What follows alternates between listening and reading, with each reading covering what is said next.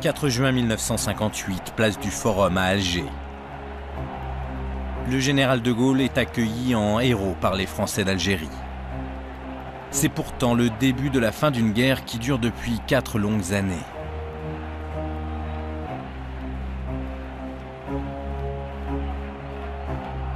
De Gaulle savait, avant même de revenir au pouvoir en 1958, que l'intégration de l'Algérie dans la France n'était pas possible, voire n'était plus souhaitable.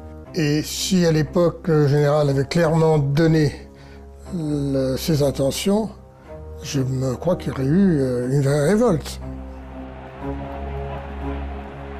La rencontre entre le général et les Français d'Algérie restera sans doute comme l'un des malentendus les plus douloureux de l'histoire de notre pays. Je vous ai compris. Entre ce 4 juin 1958 et la fin de la guerre d'Algérie, 4 nouvelles années de combat et de violence. Voici l'histoire d'un processus inéluctable, d'une négociation difficile avec ses avancées, ses blocages et ses rebondissements.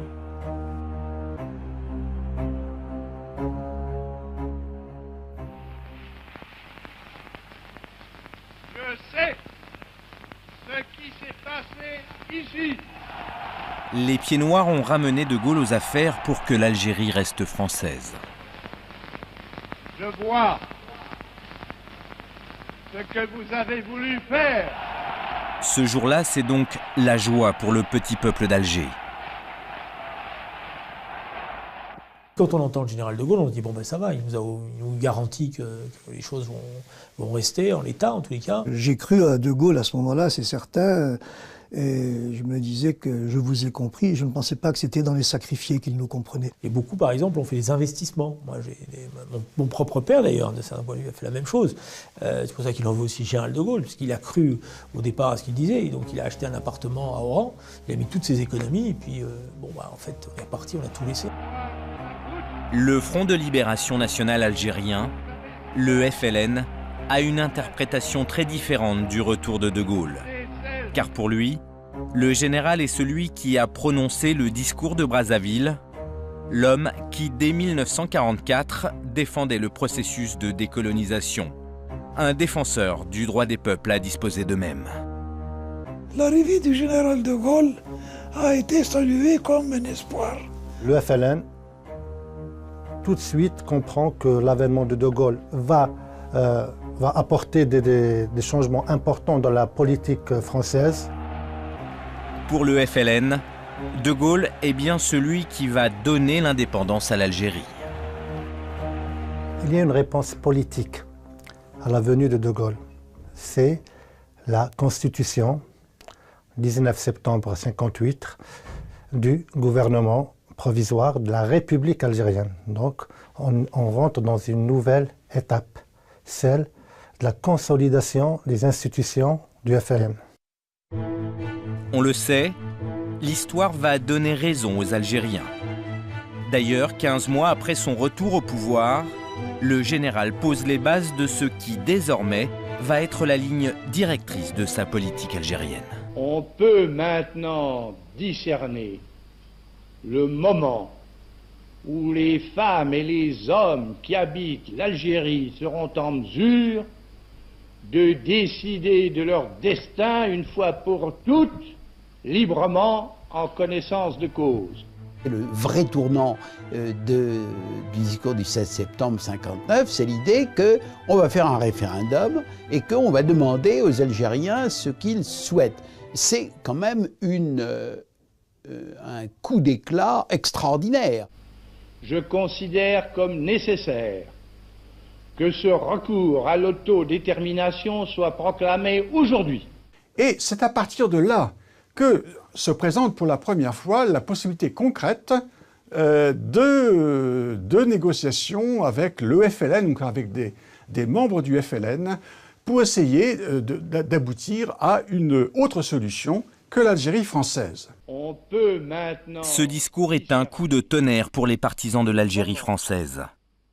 En revanche, c'est une victoire pour ceux qui militent en faveur de l'indépendance Louis Jox, l'homme qui va négocier les accords d'Évian, fait partie de cela. Son fils, Pierre, se souvient de ce moment précis. Le 16 septembre 1959, le discours de De Gaulle, je l'ai entendu au mess des officiers de la base aérienne de Colombichard, où j'étais. On était en train de se préparer à dîner. Alors on a explosé de joie, presque tous, dans le contingent. Et j'ai envoyé immédiatement un télégramme à mon père parce que c'était son anniversaire, le 16 septembre 1959. J'ai dit, bon anniversaire. Et on a cru à ce moment-là, nous, des jeunes officiers ou des jeunes soldats, on a cru que la paix c'était pour Noël. Sur le terrain, pourtant, les affrontements redoublent de violence. L'armée française n'a jamais été aussi offensive. De Gaulle semble faire le contraire de ce qu'il a annoncé. Dans un premier temps, la stratégie de Gaulle, ça a été plutôt une stratégie militaire. Porter des coups aux maquis algériens, faire en sorte que les maquis du Front de Libération Nationale plient, soient affaiblis au maximum pour débuter, pour commencer de véritables négociations. Le FLN, sur le plan militaire, se faisait battre beaucoup par le plan Chal. Chal était un militaire qui avait une idée très simple, c'est vraiment le rouleau compresseur, si vous voulez. On évacuait tout le monde, on a évacué 1,5 million ou 2 millions de paysans, quelque chose comme ça, qu'on a mis dans des camps, ça c'était pas ce qu'il y avait de plus beau. Mais quand même, le FLN, là, militairement, on a pris un coup. L'armée française tient sa victoire militaire. De Gaulle veut profiter de la position de force pour négocier. Juin 1960, dans un secret absolu, une délégation de militaires du FLN atterrit à Paris, direction l'Élysée. C'est le 10 juin qu'il débarque dans l'aérodrome des services secrets français. Ils sont transportés en voiture par un officier général. Ils traversent Paris par un temps magnifique ensoleillé. Ils sont absolument étonnés de voir Paris. Évidemment, pour eux, c'est quelque chose d'assez étonnant. On les fait venir par les jardins de l'Élysée et De Gaulle les reçoit dans le plus grand secret dans son cabinet. Et là, le général apparaît en grand uniforme. De Gaulle leur dit que, de façon extraordinairement courtoise, d'après ce qu'on a compris, qu'il a bien vu ce qu'il voulait faire, qu'il rendait hommage, comme il l'avait fait en 1958, à leur courage.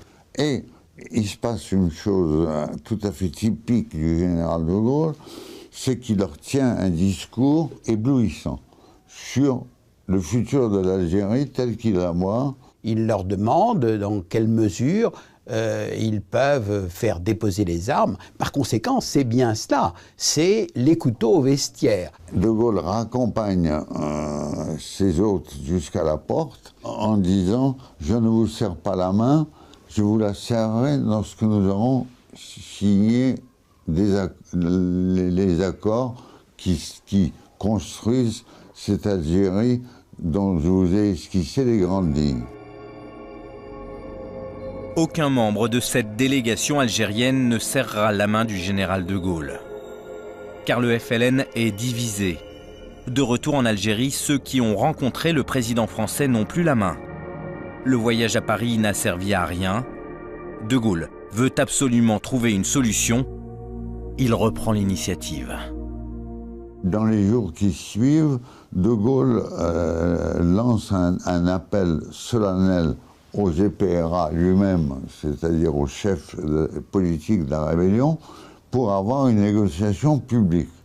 Et à la surprise générale, le GPRA réagit très vite et il envoie donc 2 de ses délégués pour préparer la venue de Ferhat Abbas, le président du GPRA, pour rencontrer De Gaulle à Paris. Donc à la fin juin 1960, 2 représentants du président du GPRA viennent en France. Ils sont reçus à la préfecture de Melun. Cette fois, la négociation est publique. La ville est prise d'assaut par la presse. Les yeux de tous les Français sont tournés vers Melun. L'épisode fait la une des journaux. De Gaulle, l'homme du 18 juin 1940, est sûr de lui. Il pense pouvoir imposer ses conditions au FLN. Quand De Gaulle arrive au pouvoir, d'abord, il a une certitude incroyable, peut-être mégalomaniaque, sur le fait qu'on acceptera de sa part ce qu'on a refusé aux autres. Il est persuadé que le FLN, qui dans le privé, qui traite de pouilleux, qui vont venir à quatre pattes se traîner à ses pieds. Il pensait qu'il arriverait avec les forces de la nation, enfin bien sûr, mais qu'il arriverait à faire plier le FLN. Mais les négociations de Melun sont un échec, car De Gaulle demande un cessez-le-feu préalable à toute discussion. Pour le général, la question de l'indépendance n'est pas encore à l'ordre du jour. Le FLN, lui, ne vient en France que pour une seule raison. Toute notre politique était définie par une position tout à fait radicale. C'est-à-dire, nous étions partis pour aboutir à l'indépendance totale. Donc il y a manifestement malentendu au cours du mois de juin 1960, et à partir de là, la situation ne va pas cesser d'empirer. Après l'échec de Melun, De Gaulle n'a donc pas d'autre choix que de faire un pas de plus vers les Algériens. En novembre 1960, il prononce un grand discours à la télévision. Ayant repris la tête de la France, j'ai, on le sait, décidé en son nom de suivre un chemin nouveau. Ce chemin conduit non plus au gouvernement de l'Algérie par la métropole française, mais à l'Algérie algérienne. Cela veut dire une Algérie émancipée, où c'est aux Algériens qu'il appartienne de décider de leur destin. Dans le discours du 4 novembre 60, De Gaulle prend pour la première fois une position beaucoup plus claire. Il reconnaît que la République algérienne, qui n'a jamais existé, existera un jour. Ça, c'est évidemment une révélation sans précédent. L'Algérie, si elle le veut, pourra avoir son gouvernement, ses institutions et ses lois. De Gaulle veut en finir. Dès lors, les négociations s'intensifient. Mandatés par l'Élysée, les hommes du général se transforment en agents secrets. Ils rencontrent les émissaires du FLN en France ou en Suisse, à l'abri des regards, façon roman d'espionnage. On m'a donné un vrai faux passeport qui était signé par M. Verdier, directeur général de la Sûreté nationale. J'ai gardé comme un souvenir. Même à sa femme, on ne dit rien. Ma femme n'a jamais su où j'allais quand je partais. S'est-elle fait des idées? C'est possible, je n'ai pas demandé. Je lui ai dit que je partais en mission, mais que je ne pouvais pas lui dire où j'allais. On m'a envoyé à Dole, où j'ai été accueilli par des gendarmes qui m'ont emmené dans une voiture. Je m'étais mis à l'avant, j'avais les pieds sur un tas de grenades. Qu'est-ce que ça fait? Bon, on ne sait jamais, peut-être attaqué, etc. J'ai donc pris la caravelle, je suis arrivé à Genève. J'ai trouvé un interlocuteur, ou plus exactement, cet interlocuteur m'a trouvé. Il m'a reconnu un petit détail que Michel Debré m'avait recommandé de faire, c'est-à-dire d'acheter Combat, journal que j'aimais bien d'ailleurs, de le prendre sous le bras. Et c'est en effet comme ça que mon interlocuteur a dit « Vous avez l'habitude de lire Combat ». J'ai dit « Non, jamais, mais je l'ai acheté ce matin par exception ». Elle m'a dit « Alors c'est vous que je cherche ». Et tous les 3 ou 4 kilomètres, il changeait la plaque d'immatriculation parce qu'il disait on risque d'être repéré et il faut savoir que votre tête pourrait très bien être mise à prix. À quoi pensons? Naturellement, on pense aux affaires qu'on a traitées. Mais aussi, on pense aussi aux conséquences de ce qu'on décide. Quand on décide de se rencontrer dans 15 jours, moi je sais qu'à chaque fois je dis 15 jours. 15 jours, mais ça va faire encore combien de morts pendant 15 jours? C'est absurde. Pour la conférence d'Évian, un avion a amené à Genève les membres de la délégation FLN conduite par M. Belkacem Krim et qui comprend M. Boumengel et Ahmed Francis, qui résument à eux trois toutes les tendances du FLN. Et à sa descente d'avion... Après des mois de rencontres secrètes, de contacts informels et confidentiels, les négociations reprennent officiellement à Évian. L'Algérie veut accéder à la vie internationale sans complexe, avec le désir sincère de coopérer avec tous les peuples et d'apporter sa modeste contribution au progrès humain. Et vient l'hôtel du Parc. La police fait toujours aussi bonne garde. Monsieur Louis Jox, ministre d'État pour les affaires d'Algérie, chef de la délégation française, arrive le premier. La délégation FLN pénètre à son tour à l'hôtel du Parc. Sommes-nous enfin en vue de l'aboutissement? Mais cette conférence est sous haute tension. Le maire d'Évian, Camille Blanc, est assassiné chez lui par l'OAS. L'organisation secrète pro-Algérie française veut empêcher la tenue de ces négociations. Les activistes de l'OAS multiplient les attentats en Algérie et en métropole.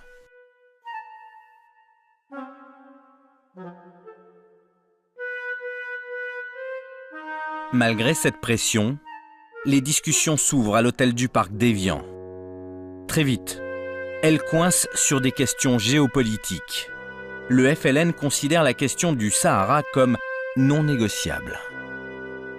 Il est clair que la question du Sahara pose problème dans les négociations entre la France et le gouvernement provisoire de la République algérienne, le GPRA. Le Sahara, c'est pas seulement du sable, c'est du pétrole.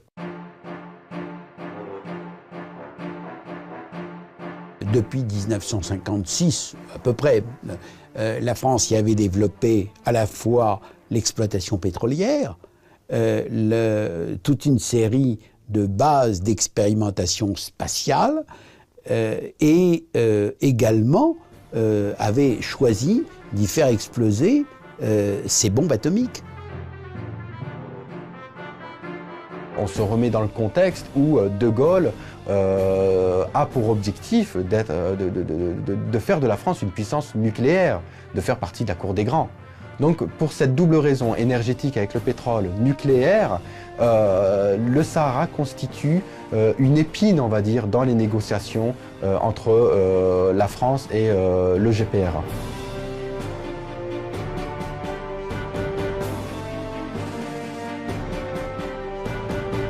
Moi, je m'occupais du pétrole, mais donc j'étais chargé pour présenter la thèse sur le Sahara. Les arguments étaient que le Sahara était essentiellement une conquête française. Il n'y avait jamais eu dedans, l'Algérien n'avait jamais rien fait au Sahara, et que donc il n'avait pas de droit historique sur le Sahara. Il s'est trouvé que la France, administrativement, avait rattaché le Sahara au département d'Algérien. Nous souhaitions évidemment pouvoir continuer à exploiter ce pétrole, au moins pour récupérer la mise. C'était l'idée du général, qui avait une conception très patrimoniale, finalement, peut-être très bourgeoise, au fond. Il faut récupérer l'argent qu'on a dépensé dans le pétrole. Le FLN refuse de plier. Les négociations achoppent. Les Algériens craignaient de s'engager, craignaient d'être roulés dans la farine par les négociateurs français qu'ils estimaient à leur juste valeur, c'est-à-dire des gens très habiles et tout à fait remarquables. Je me souviens que Krim Belkacem nous a dit « Vous avez pris la décision d'une journée, c'est nous qui avons décidé d'arrêter. Hein. Vous avez décidé d'arrêter Cindy. Si dédié, c'était Cindy, les négociations. C'est à vous de nous dire qu'on va les reprendre. » À Évian, c'est donc l'impasse. Claude Chaillet remonte à Paris pour rendre compte au général. De Gaulle s'emporte. Vous direz à ces lascars que l'indépendance de l'Algérie est acquise. Vous m'entendez? L'indépendance de l'Algérie est acquise, mais qu'il faut maintenant qu'ils se décident à sauter le pas. Mais les Lascars sont déterminés à obtenir l'entière souveraineté du territoire algérien. À la surprise générale, De Gaulle finit par céder. Le Sahara sera algérien. Les concessions du côté algérien n'ont pas été minces non plus, puisque c'est des facilités particulières aux compagnies pétrolières françaises, c'est la possibilité de poursuivre les essais nucléaires, et quand on sait quel drame c'était chaque fois qu'il y avait un essai nucléaire dans le monde, et le concert de lamentations et de réclamations qu'il y avait, il faut bien dire que les Algériens ont accepté cela.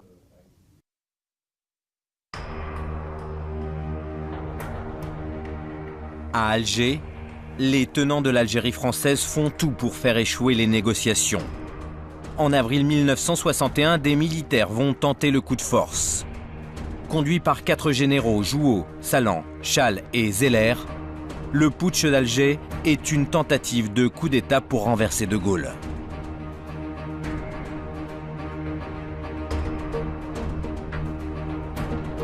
La réaction du général restera dans les annales de l'histoire. Ce pouvoir a une apparence, un carteron de généraux en retraite.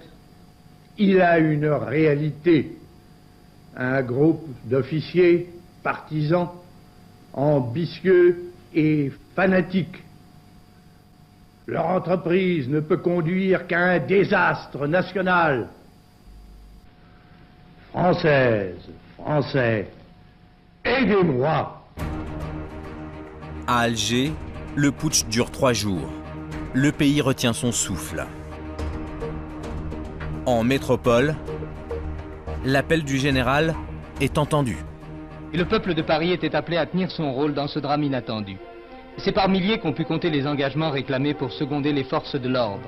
Le gouvernement avait pris ses mesures de sauvegarde et assurait la sécurité nationale. La tentative de coup d'État est rapidement condamnée, car la majorité des officiers restent fidèles à De Gaulle. Le carteron de généraux est arrêté. De Gaulle garde donc la situation en main.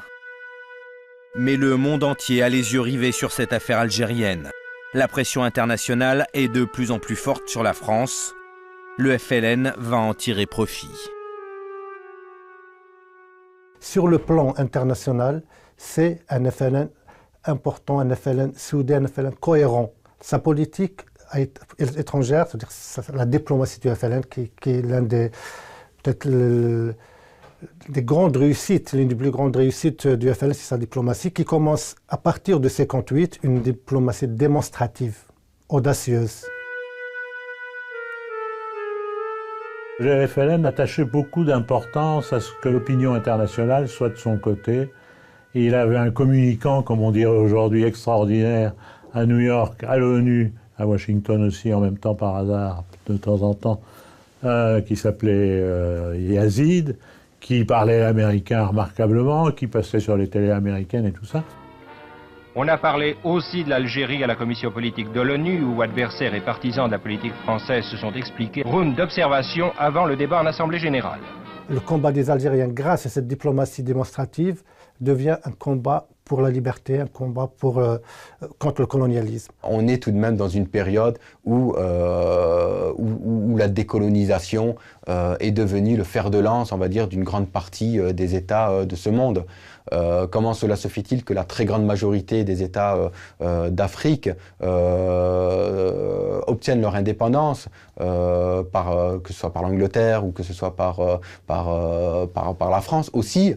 Comment cela se fait-il que la France se rattache à cette Algérie? La stratégie du FLN, hein, de résonance internationale, etc., cette stratégie du faible au fort, produit ses effets. Effectivement, la France va être isolée sur la scène internationale. La guerre d'Algérie fait mettre la France quand même au banc des nations à l'ONU, puisqu'il y a des condamnations. Le sénateur Kennedy, qui n'est pas encore président, John Kennedy, qui fait des interventions à l'ONU pour condamner cette guerre menée par la France, etc. Donc tout ça, De Gaulle, il le sait parfaitement. Il faut arrêter à tout prix. Et donc voilà. Et tout le reste n'a pas grande importance.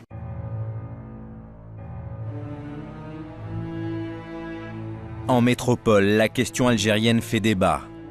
Le climat est électrique et les Français divisés. Parfois jusque dans leur famille. Certaines se déchirent carrément sur la question algérienne. J'avais une sœur aînée qui était une passionnariat de l'Algérie française. Je considérais que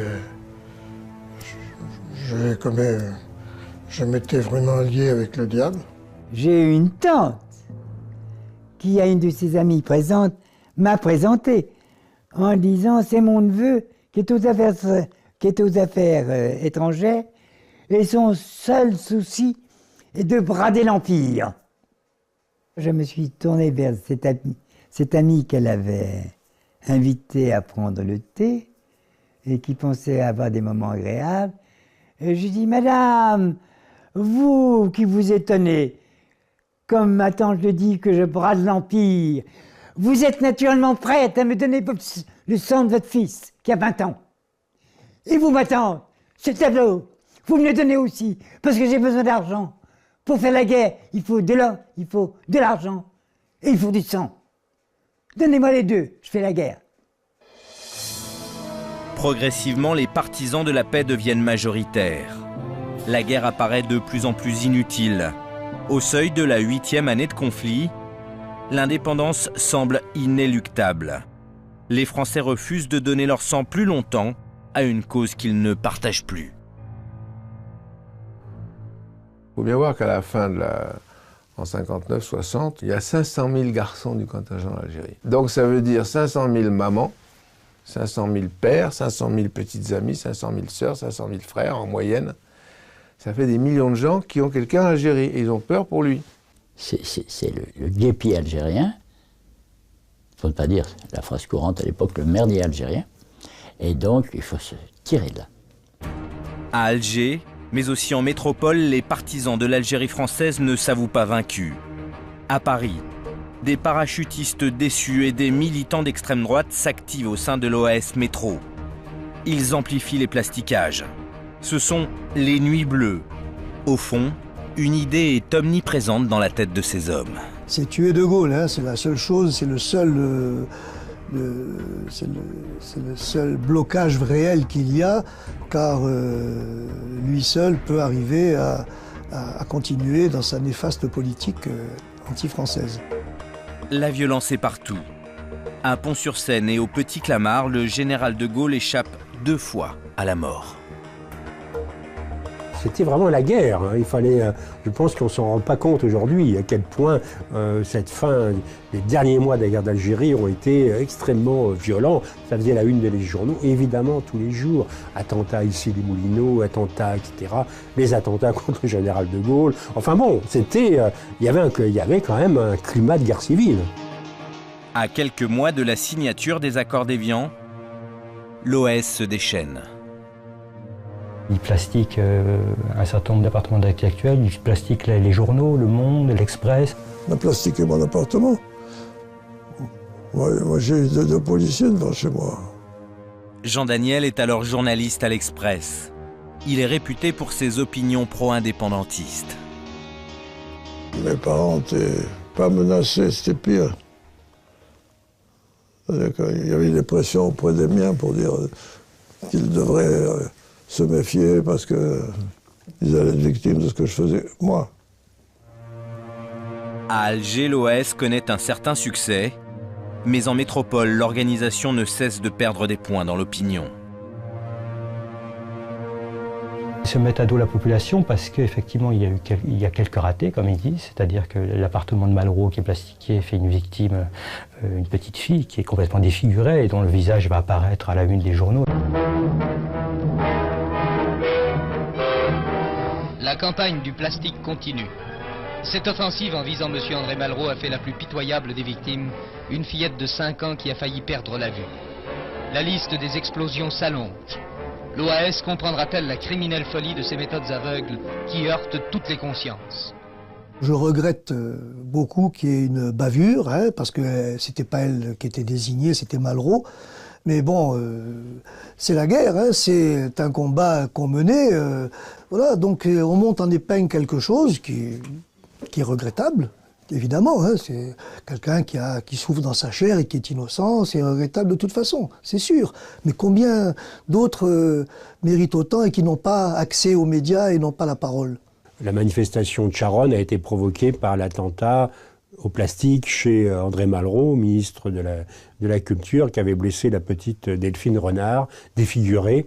Et c'est cette photo d'une enfant défigurée qui avait provoqué l'indignation et fait que les gens étaient descendus manifester. Le 8 février 1962, 1 million de personnes se retrouvent à Paris pour protester contre la violence de l'OAS. 1 million de personnes, il y a de quoi faire une révolution, rien les arrête.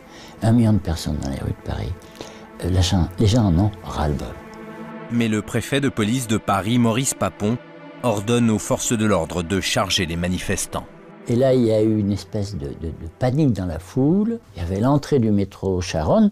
Ils sont précipités trop vite. Certains étaient poussés. Ils sont tombés. Les autres leur sont tombés dessus. La foule s'est amassée. La police est arrivée et les gestes malheureux des policiers, ils ont jeté des grilles d'arbres par-dessus sur les corps et il y a eu... les gens sont morts étouffés.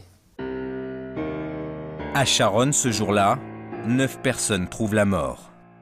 La liste des victimes de la guerre d'Algérie n'en finit pas de s'allonger.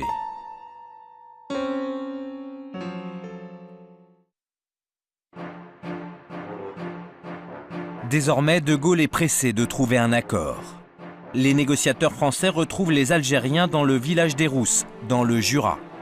Cette nouvelle rencontre secrète va être déterminante. C'était en plein dans la neige, c'était à 800 mètres, quelque chose comme ça, du col de la Faucille. Mais il fallait y aller par des petits chemins, etc.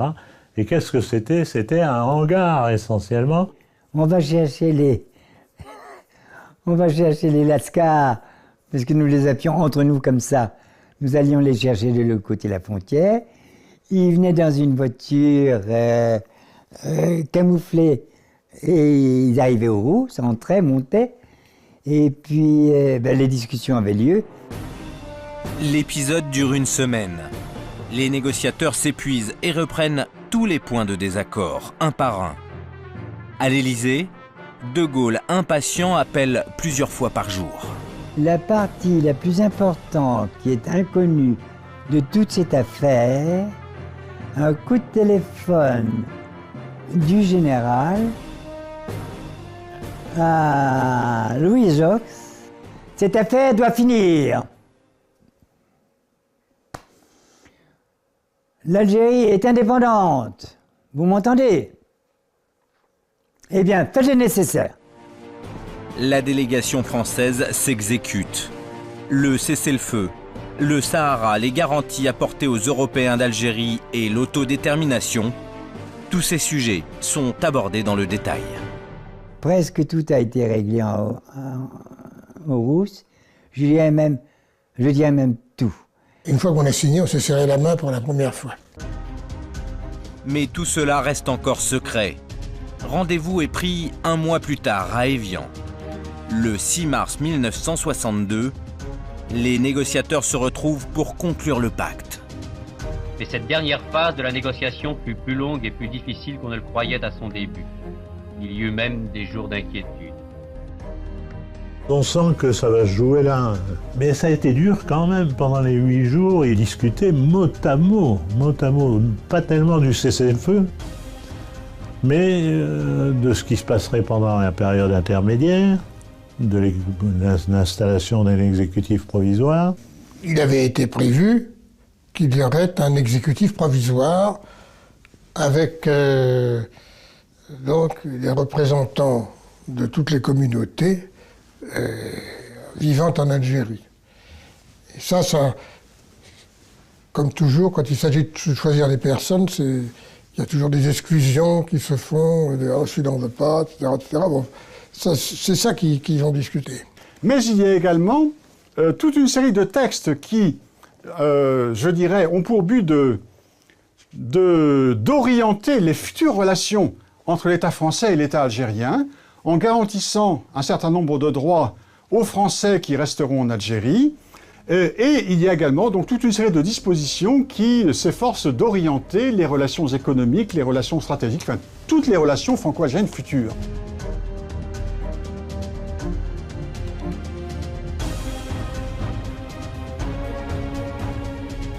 Jusqu'au dernier moment, les Algériens ont été méfiants sur ce qu'étaient les conditions de la négociation, les modalités des accords, au point de demander la lecture intégrale des accords au dernier moment pour qu'on soit bien, on convienne bien des différents termes.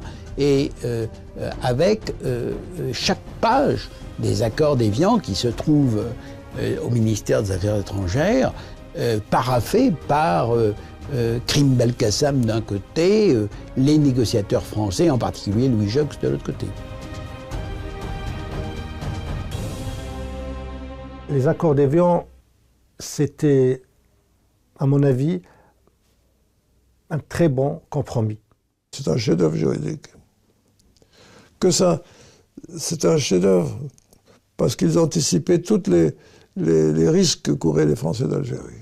Que chaque cas était envisagé, que tout était chiffré, calculé sur les années, les étapes.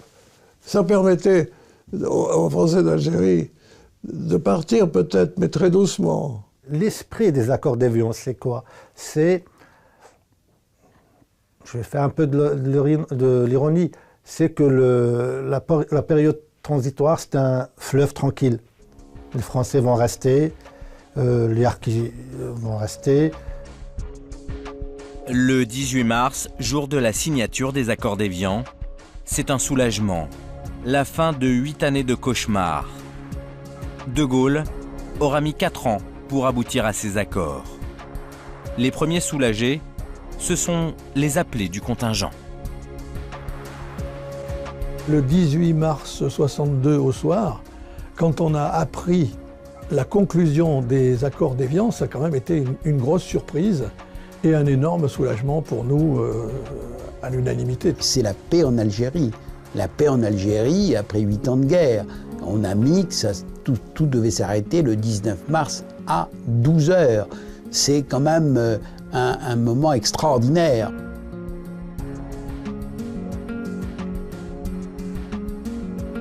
Nous étions soulagés que ça se termine enfin et que nous puissions avoir un horizon très très proche maintenant de notre libération et notre retour en France. L'obsession des appelés d'Algérie, c'était rentrer à tout prix, partir sortir de cette guerre, etc.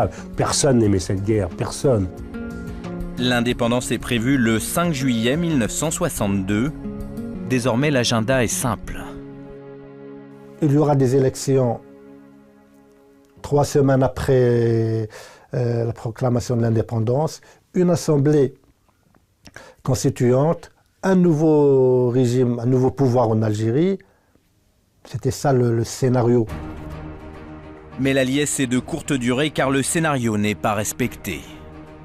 On sait bien que la guerre ne s'est pas terminée le 19 mars, puisqu'il y a eu peut-être derrière les 3 ou 4 mois les plus violents de la guerre d'Algérie, les plus affreux. C'est l'OAS qui a refusé le cessez-le-feu, d'abord dans un premier temps refusé, et dans un deuxième temps carrément violé, 2 jours après. À Alger, 6 obus de mortier tirés par l'OAS tombaient sur la place du gouvernement. C'était le début de l'offensive de l'OAS, qui devait ensuite s'attaquer aux forces de l'ordre, tuant 15 soldats en blessant 70.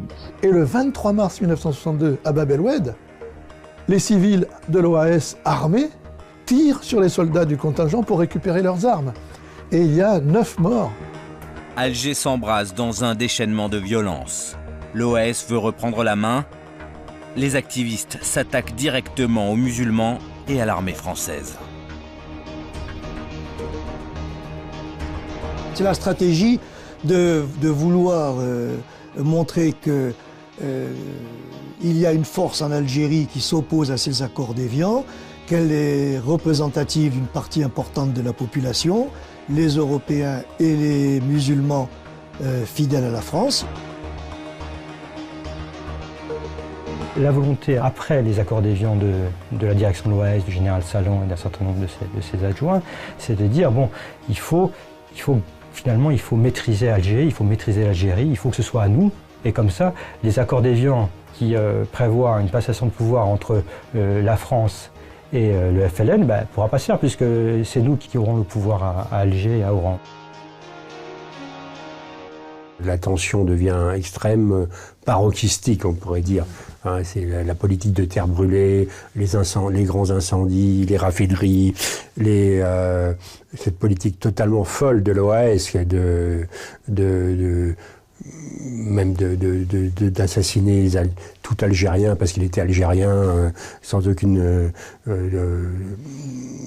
raison, les blesser dans les hôpitaux. Enfin, ça a été abominable, quoi. L'OAS tente le tout pour le tout. Certains pieds noirs la rejoignent, c'est l'escalade. C'est des gens qui sont rentrés chez eux un soir en disant ben voilà, j'ai appris qu'il y avait machin qui avait été tué par le FLN, enfin par les Arabes, hein, il ne parle pas de le FLN, et donc à chaque fois que maintenant qu'il y a un Français qui va être tué, moi je vais prendre mon flingue et le soir je vais aller tuer un Arabe. Autour de moi, l'OAS c'était un mythe, hein, mais que tout le monde autour de moi pas ma famille, parce que mon père, lui, était différent de ce point de vue-là. Mais le reste de l'univers dans lequel je vivais était quand même fasciné par l'idée que l'OAS était une sorte de mythe. Parce qu'il y a eu l'idée à un moment donné que l'OAS peut-être allait empêcher les accords d'Évian, voilà, qu'il y avait une sorte de peut-être d'État qui allait se proclamer indépendant, etc. Une partie des Européens d'Algérie, dorénavant, placent leurs espoirs dans l'OAS, qui sont leur dernier rempart. Mais une date fatidique va faire basculer les choses, c'est la fusillade du 26 mars 62. Ce jour-là, à l'appel de l'OAS, les Français d'Algérie manifestent. Et dans la rue d'Isly, à Bab el-Oued, ils se heurtent à un barrage de soldats français. La violence l'a encore emporté sur la paix. Provocation, énervement, des coups de feu éclatent, une fusillade d'une violence inouïe se déclenche, 49 morts, 150 blessés. Pour la première fois, l'armée française tire sur les Français d'Algérie. Quand on a vu que les troupes gaullistes tiraient sur des manifestants pacifiques, là on s'est dit, De Gaulle fera tout pour remettre l'Algérie aux mains du FLN le plus rapidement possible. Les soldats français tirent sur les Français d'Algérie, l'OAS, plastique, massacre, tire sur des soldats français. Donc il y a bien un côté guerre civile. Le 26 mars 62, les Européens d'Algérie savent dorénavant que l'armée française ne les protège plus du tout. C'est à partir de cette date qu'il y a véritablement le début des départs massifs vers le territoire français. Un autre événement va marquer les Pieds Noirs. Le 5 juillet, à Oran, des centaines d'Européens sont enlevés et massacrés par les combattants algériens. Après le massacre d'Oran, pour les Pieds Noirs, c'est la valise ou le cercueil. Le drame avait figé la ville dans l'angoisse. Oran était redevenu une cité coupée en deux et la ville européenne une ville morte. Ça crée des psychoses énormes, quoi. Et donc finalement les gens n'ont qu'une envie, c'est de partir, d'abandonner leur terre. Ils ont compris que c'était perdu. Pris par la panique, les Français d'Algérie se précipitent pour prendre le bateau.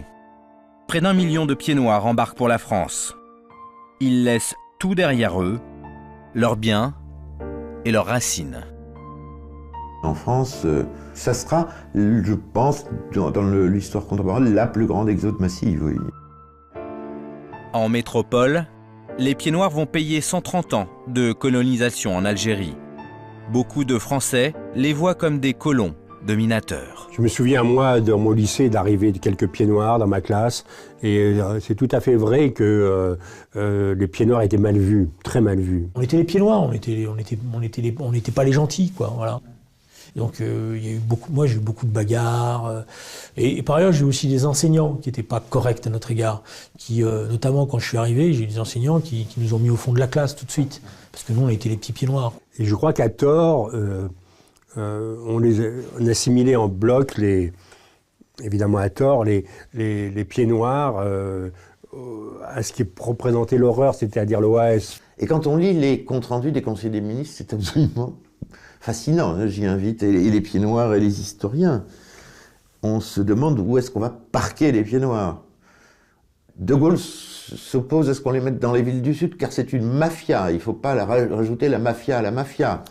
Alors les ministres font des excès de zèle, on va les mettre tel endroit, à tel endroit. Pour ma famille, c'était un traumatisme, hein, puisque dans les mois qui ont suivi, la mère de ma mère est décédée, 2 oncles à moi sont décédés, parce qu'ils n'avaient pas vécu et pas supporté.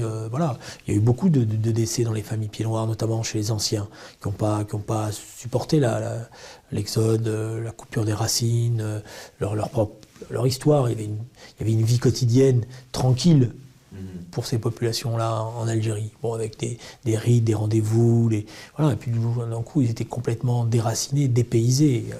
Ne serait-ce que la question du temps pour tous ceux qui ont vécu dans cet hiver 62-63 en France où il faisait très froid, c'était une rupture totale avec leur vécu. Voilà, les pullovers, on ne connaissait pas beaucoup en Algérie. Durant l'été 1962, un autre drame va éclater. La NAS se resserre sur les harkis, ces soldats musulmans qui étaient du côté de l'armée française et qui faisaient partie des supplétifs. Les harkis sont considérés par beaucoup d'Algériens comme des traîtres. Les massacres commencent au lendemain de l'indépendance de l'Algérie. À chaque fois, on se disait, tiens, maintenant, il va y avoir une rafle, on va nous liquider. Et moi, dans mon village, à chaque fois que je voyais une voiture venir sur la piste, parce que c'était une piste, je me sauvais, je me réfugiais dans les grottes. Il fallait sauver sa peau. Il n'y a pas que des hommes qui ont été tués. Moi, ce que je peux vous dire, c'est que dans ma famille, il y avait mon père et mon oncle qui étaient supplétifs. Mais les personnes qu'on a massacrées l'été 62, en août 62, c'était mon grand-père, qui était très âgé, qui n'était pas harki. On a tué ma tante, on a tué mon oncle, et on a tué leur bébé. Les règlements de compte vont faire au moins 80 000 morts. Sous les yeux des derniers officiers français qui ont alors des ordres très précis. Les officiers vous diront qu'ils ont reçu l'ordre de ne pas intervenir. Moi, j'ai recueilli des témoignages d'officiers qui disaient qu'ils étaient absolument écœurés, absolument déchirés, et qu'ils ne pouvaient pas bouger. Si des exactions étaient signalées, ils n'avaient pas le droit de quitter les casernes. Quand ils sont partis, par exemple, il y avait les harkis qui avaient l'ordre de laisser sur place, qui couraient derrière les camions, ils tapaient un coup de crosse sur les mains qui étaient accrochées aux ridelles des camions. Le gouvernement français refuse de protéger les harkis. Les ministres Pierre Messmer et Louis Jox donnent l'ordre officiel aux militaires de ne pas rapatrier les harkis en France. Nous, les harkis, maintenant, on en veut beaucoup à la France de nous avoir abandonnés. Les ordres venaient du général de Gaulle. À l'époque, c'est lui qui a décidé, il leur a dit, ce magma de soldats, on n'en veut pas. De Gaulle l'a dit très clairement, oui, on pouvait parfaitement réagir, on pouvait parfaitement maintenir l'ordre et faire que les massacres cessent, mais c'était en quelque sorte recommencer la guerre d'Algérie, reprendre les hostilités, et ça, il n'en voulait plus du tout. On n'a pas appliqué les accords d'Évian. Il suffit de le dire, c'est une évidence qu'ils n'ont pas été appliqués. Laisser les harkis à leur sort pour ne pas refaire la guerre d'Algérie. De Gaulle oublie que c'est bien la France qui avait incité parfois fortement les harkis à entrer dans l'armée. Ce n'était pas un engagement volontaire dans le propre sens du terme. On a été évacué de nos territoires par l'armée pour faire nos territoires une ligne rouge, et on a été regroupés dans des camps. Et là, les cadres de l'armée ont imposé un choix à nos parents. Soit ils rejoignent le maquis, soit ils s'engagent dans les formations supplitives, je suis obligé, comme harkis. Il n'y avait pas de conviction, hein, parce qu'en contractant un engagement comme harki, il se mettait à l'abri de la répression de l'armée française et des exactions des rebelles. De plus, il y avait un salaire. Et c'était 240 francs nouveaux, 240 nouveaux francs. Et mon père n'a jamais gagné autant. C'était des gens qui étaient sacrifiés d'avance. C'était ça, c'est un des aspects de la politique détestable de la droite en Algérie, soutenue par Guy Mollet ensuite, à savoir de vouloir compromettre des Algériens en créant des troupes de supplétifs dont l'histoire montre à travers l'histoire, à travers le monde, partout où il y a ce genre de phénomène, ça se termine par des règlements de compte sanglants. L'Algérie, si elle le veut, pourra avoir son gouvernement, ses institutions et ses lois. 50 ans après, les accords d'Évian symbolisent bien la fin de la guerre d'Algérie. Mais le chef-d'œuvre juridique décrit par certains a surtout permis au général de Gaulle de dégager la France du bourbier algérien. Les accords d'Évian ont bien réussi à aboutir à l'indépendance de l'Algérie, à interrompre la guerre, mais on ne peut pas dire qu'ils ont conclu la paix dans des bonnes conditions. C'est un leurre, c'est un bout de papier qu'on peut relire et qui n'a pas de valeur. En fait, tout ce qui est écrit dans les accords d'Évian ne s'est pas réalisé car il fallait dégager. Donc c'est un habillage.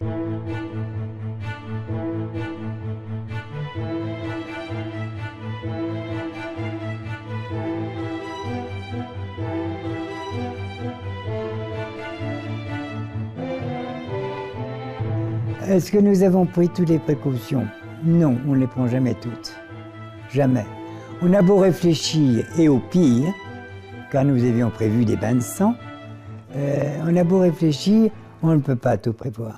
Sur le moment, j'étais satisfait de voir qu'on avait enfin réussi à mettre fin à cette guerre, mais quand on a vu ensuite comment ça s'est passé, ça laisse un souvenir amer. Je pensais qu'on aurait pu éviter tout ça si on avait réglé les choses plus tôt. Ces affaires diplomatiques, c'est pas toujours gai, contrairement à ce qu'on croit. Hein. La petite cuillère dans le thé, dans la tasse de thé dont parlait Georges Pompidou, en tout cas, c'était pas le genre que moi j'ai connu. Dans tout ce genre d'affaires, il n'y avait pas de tasse de thé avec une petite cuillère et des morceaux de sucre. Oh non, c'était plutôt la potion amère. L'Algérie des accords d'Évian n'est pas et ne sera pas finalement. Donc cette Algérie du vivre ensemble n'a pas lieu à partir de septembre 62. Les accords d'Évian ont permis la naissance d'un nouveau pays. Mais les dirigeants algériens qui ont négocié les accords ne gouverneront jamais cette nouvelle république. Krim Belkacem et ses amis seront écartés du pouvoir. L'Algérie imaginée par les négociateurs des accords d'Évian ne verra jamais le jour.